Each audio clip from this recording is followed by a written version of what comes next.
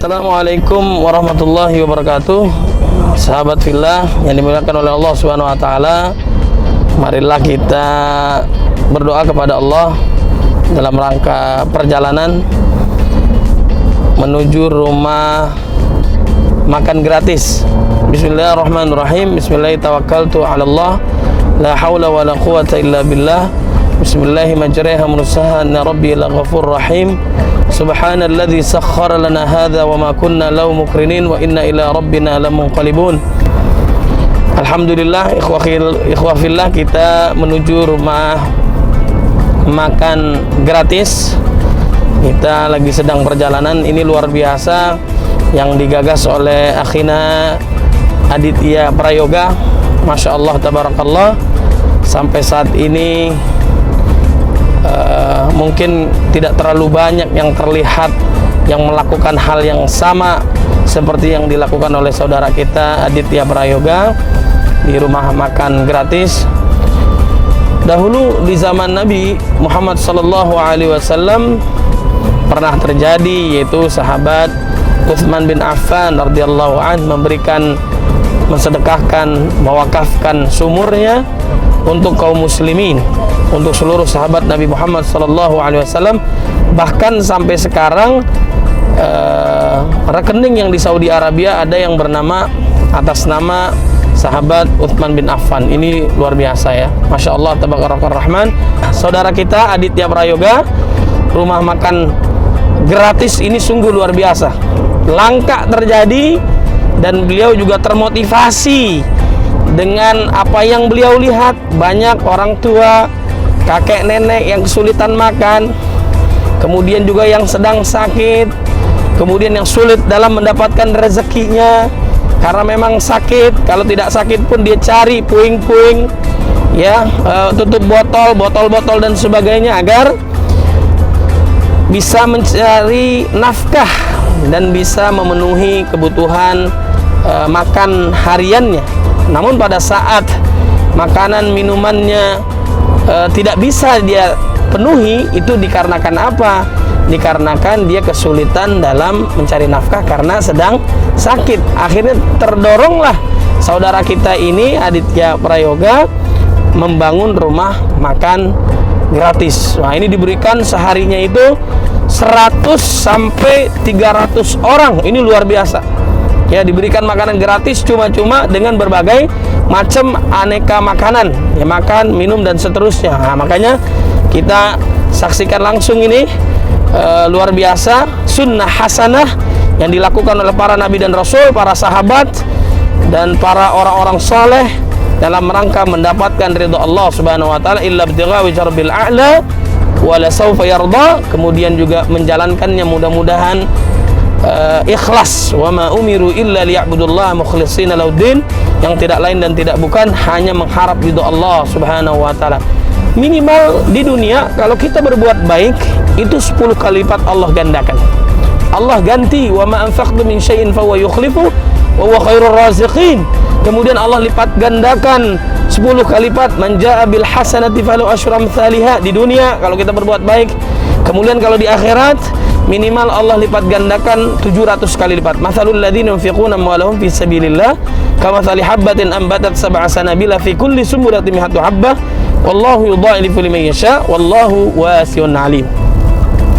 Dan takutlah kalian walaupun Anda berbagi ya Allah Subhanahu wa taala dengan 1 atau setengah biji kurma, ittaqun nar walau bisyikit tamrah. Nah, ini sungguh kebiasaan yang luar biasa, kebiasaan para nabi, para rasul, para sahabat yang dilakukan oleh saudara kita. Mudah-mudahan beliau diberikan keistiqamahan, diterima amal ibadahnya, dan kita bisa melakukan apa yang beliau lakukan. Baik, kita menuju rumah makan gratis.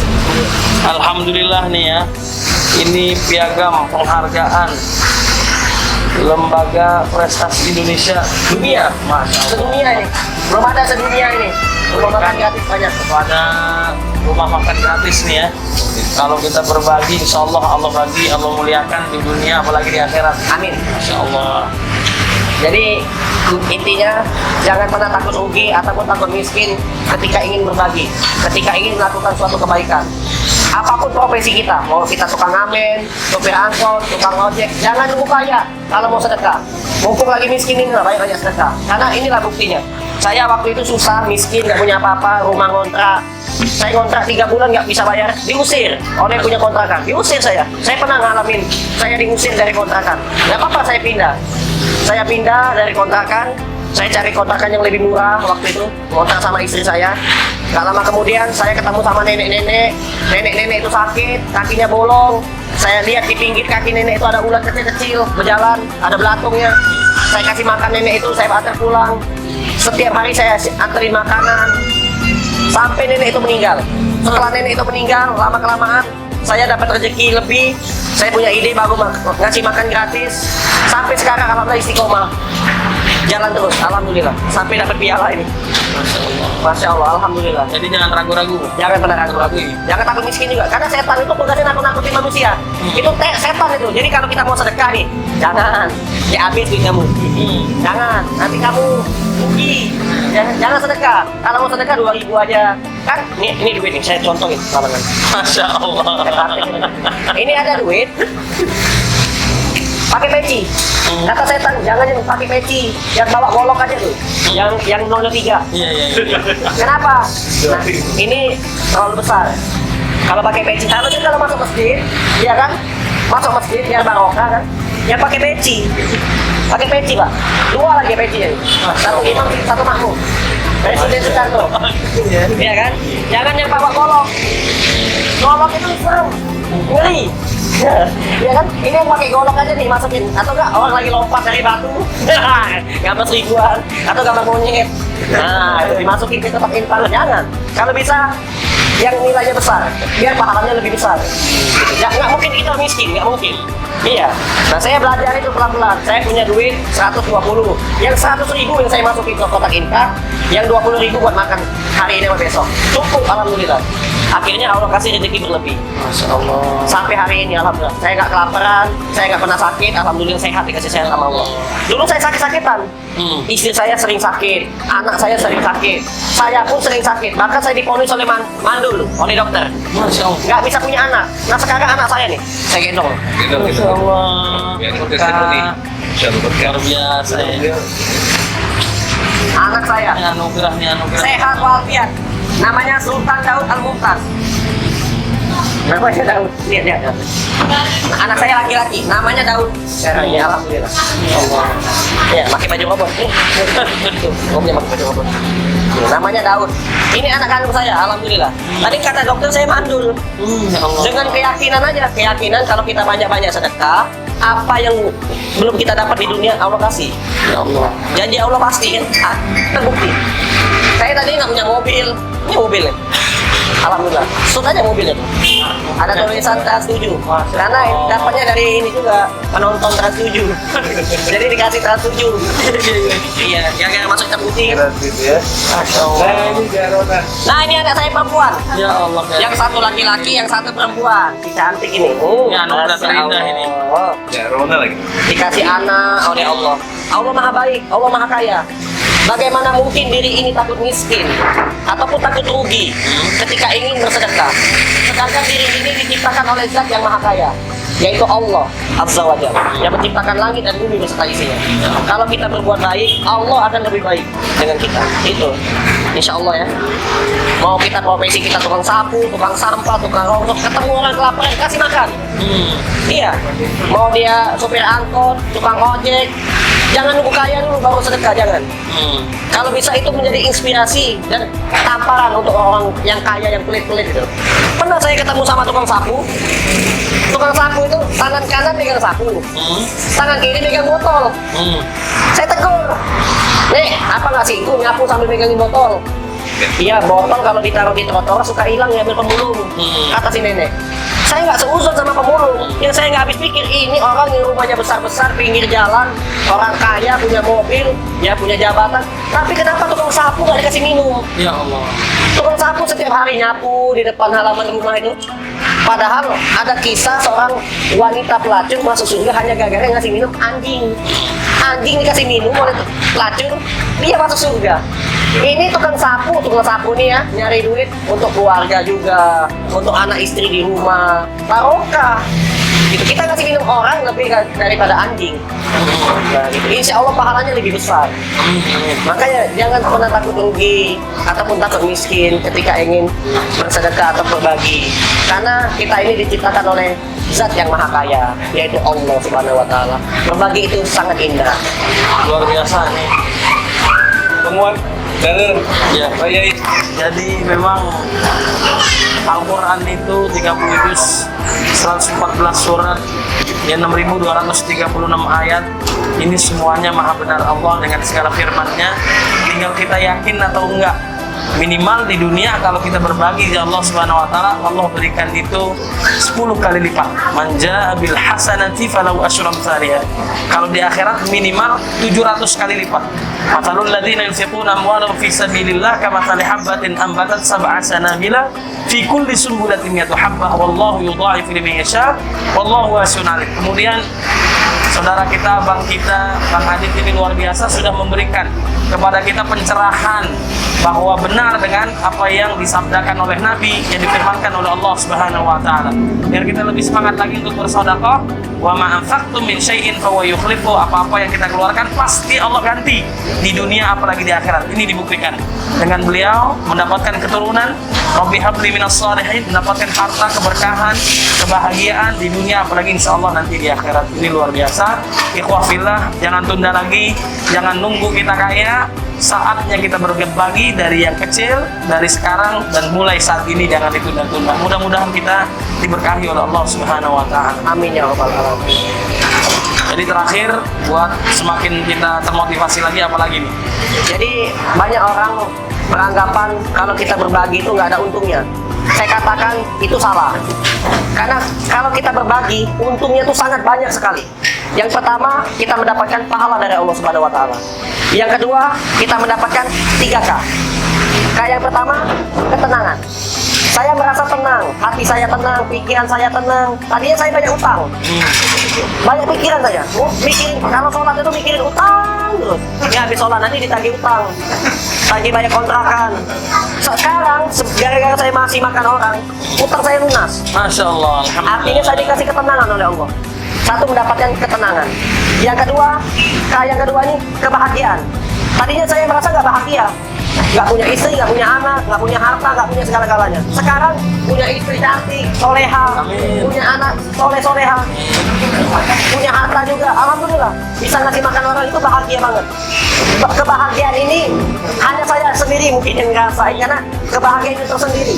benar. Memberi makan itu kebahagiaan tersendiri kita rasakan. Betul-betul bahagia. Nah, yang ketiga, keberkahan. Saya merasa rezeki saya ini nggak terlalu banyak sih, tapi cukup. Saya syukuri, alhamdulillah. Dengan yang sedikit ini kita bisa berbagi, bisa ngasih makan istri, anak, sama orang lain. Jadi barokah, betul-betul barokah. 3K ini ya mungkin luar biasa. Gitu. Dalilnya ada dalilnya juga. Dalilnya adalah ucapan terakhir ketika kita selesai sholat.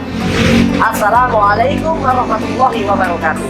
Assalam, yang mendapatkan keselamatan, yaitu orang yang mendapatkan ketenangan. Orang kalau dikasih selamat itu tenang. Warahmatullah, yang mendapatkan rahmatnya Allah, yaitu yang mendapatkan kebahagiaan. Wabarakatuh, yang mendapatkan keberkahan, ketenangan, kebahagiaan, keberkahan. Masya Allah. Nah, kemudian di zamannya Utsman bin Affan yang kita tahu, Iya. orang Yahudi itu pelit sekali memberikan sumur, kan? Sumur untuk diberikan minum kepada kaum muslimin pada saat itu. Tapi diperjualbelikan. Dijual-belikan. Ya, jadi yang mau beli harganya mahal. Mana mungkin orang-orang fakir miskin, orang susah untuk beli. Akhirnya tergugahlah hatinya Utsman bin Affan. Kemudian beliau membelinya tuh 1 hari dulu. Misalnya hari Senin Selasa punya Yahudi, Ya. Rabu dan seterusnya. Akhirnya Senin itu kaum muslimin semuanya Ambil berbondong-bondong sepuas-puasnya. Gratis. Gratis. Masya Allah. Besok Selasanya orang Yahudi jual. Ya orang bercanda, bener nggak? Dia mandi di depannya dia. Itu udah diambil banyak. Iya, Jadi akhirnya nggak laku. Nggak laku Nggak ya? laku hari Selasa, hari Kamisnya nggak laku. Rabu berbondong-bondong lagi Nice. sampai puas. Akhirnya nyerah, dijual semuanya ke Utsman bin Affan. Makan gratis. Yang Minum hebatnya gratis. lagi, rekeningnya sampai sekarang ada satu-satunya sahabat Utsman bin Affan di Saudi. Allah. Rekening Utsman bin Affan sampai sekarang, Sampai sekarang. ini luar biasa. Masya Allah. Ini dilanjutkan oleh Bang Adit, ini luar biasa nih. Jadi pinjam sendok, nggak dipinjemin. Pinjam piring, gelas, nggak dipinjem pelit. Boleh. Kalau cucunya korun. Iya, Cucu korun ya? iya. Udah Korun, Firaun, udah Haman, saudara-saudaranya udah semua tuh. Kaum Samud ya. Iya, kaum Ad. Kaum Ad. Dia meyakini bahwa hidup itu nggak berakhir, dia akan berkuasa terus. Jadi zaman kita ini makin kesini kan makin kecil. Zaman Nabi Adam itu tingginya 60 hasta, Oh. kira-kira 30 meter. Nanti kita nih mudah-mudahan masuk surga semua nih. Amin ya Allah, amin, amin. Itu kalau udah masuk surga semua, itu tingginya seperti Nabi Adam kita tahu. 30 meter, kira-kira 60 hasta. Kemudian usia orang-orang yang masuk surga itu nenek-nenek yang masuk surga, aki-aki yang bau surga udah nggak masuk surga tuh. Maksudnya dimudahin lagi. Usianya kira-kira yang seperti kita begini lah ya. Usia Cristiano Ronaldo itu muka-muka masuk surga. Mudah-mudahan dia dapat hidayah. Amin. Ini usianya itu 63 bagi 2. Itu kira-kira 30-an, itulah penghuni surga muka-mukanya kayak gitu. Nah, jadi orang yang kuat udah ada di zaman dulu, orang yang kaya banget udah ada di zaman dulu, orang yang kejam banget udah ada di zaman dahulu. Fir'aun, Qarun, Haman, kaum Ad, kaum Samud, semuanya dihancurkan oleh Allah karena mereka sombong. Zaman sekarang kalau ngikutin juga seperti yang dulu, alam nuhlikil awwalin tsumma nutbihumul akhirin, dihancurin lagi oleh Allah Subhanahu wa taala. Udah jangan ikutin lagi. Jangan seperti Fir'aun. Fir'aun itu dia itu parahnya luar biasa. Sampai iblis saja itu dalam surah An-Nazi'at dijelaskan dalam tafsir ya. Iblis yang hidupnya dari zaman awal Nabi Adam alaihissalam sampai akhir zaman nggak pernah dia ngaku-ngaku sebagai Tuhan. Anak kemarin sore mau kencur ngaku-ngaku sebagai Tuhan. Faqala ana rabbukumul a'la. Ini macam mana nih manusia? Saya aja nggak pernah ngaku-ngaku sebagai Tuhan. Anak kemarin sore udah ngaku-ngaku sebagai Tuhan. Mau kencur. Iya. Songong mereka ya. Iya, ini luar biasa. Makanya jangan kita mengikuti. Udah ada dah orang yang lebih ke kaum Ad, kaum Samud itu 10 kali lipat dari Kobuzer. Kalau Cucunya beliau ada nggak? Ini Firaun, badannya. Firaun, Korun, banyak cucunya. Jadi orang Arab, ya kan? Iya. Kalau yang di puncak, ya kan? Iya. Orang Arab ada turunan Habib, yang mulia, yang soleh, ya kan? Iya. Jangan dibilang orang Arab semuanya soleh. Yang di Iya. puncak juga ada turunan Abu Jahal, kan? Iya, makanya cucu saya bilang cucu Korun masih Iya, banyak ya. yang kawin kontrak, yang Yang pelit-pelit, maksiat, yang nah, pelit-pelit. yang pelit. Tahu saya bilang yang kikir pelit, nah itu cucu Korun. Iya. Kalau mau jadi cucu Korun silakan. Jangan bayar zakat, jangan infak, jangan sedekah. Ya kan, jangan keluarin dulu 1% pun. Hemat pangkal kaya, Korun kan. Banyak-banyak yang ngumpulin harta. Ya jadi dia menyangka dengan pelitnya itu dia sukses. Padahal dengan pelitnya dia akan hancur. Hancur, Binasa. mati. Nggak tenang, nggak bahagia dan sebagainya. Fir'aun kan khawatir singgasananya dirobohin. Khawatir, panik dia. Panik. Dulu si Qarun itu orangnya orang benar, orang baik. Dia masih saudaraan dengan Nabi Musa lah kalau ditarik-tarik gitu kan. Masya Allah. Jadi dia orang benar, orang soleh, orang beriman, susah, fakir miskin, fakir kota. Orang susah. Di sekolahnya nggak mau. Tapi di saat dikasih rezeki, berubah dia langsung. Menjadi orang yang lupa dengan Allah Subhanahu wa taala. Lupa diri. Wa ma utitu minal ilmi illa qalila. Kemudian juga apa namanya? Si Qarun itu dia merasa bahwa harta yang didapat karena kecerdasan dia. Karena kehebatannya dia. Bukan karena Allah, bukan. Karena saya piawai. Saya hebat nih. Jadi hati-hati juga ya orang yang merasa pintar, mentang-mentang kuliah tinggi-tinggi, merasa wah saya ini hebat cerdas. Iya. Semua hasil kekayaan ini jeripaya saya, kepintaran saya ya. Tapi emaknya sendiri dibilang bid'ah. Seperti itu. Jangan ya. Iya. Bilang balik. Jadi akhirnya Allah lenyapkan itu semua. Jadi kita nggak usah sombong dah. Kita ada yang mutakabir, Allah yang maha sombong, memang Allah doang yang layak. Jadi kita makin hari makin tawadu, berbagi, bahagia dah. Allahu Akbar.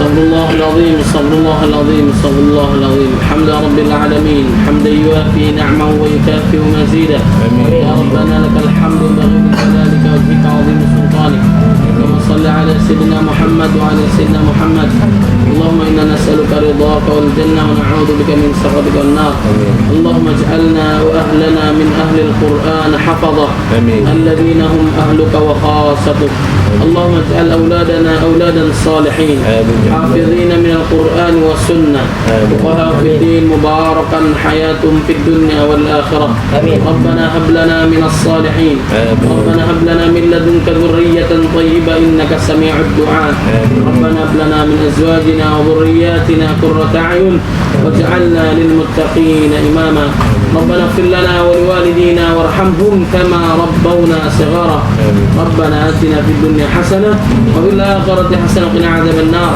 سبحان ربي رب العزة عما يصفون سلام على المرسلين والحمد لله رب العالمين.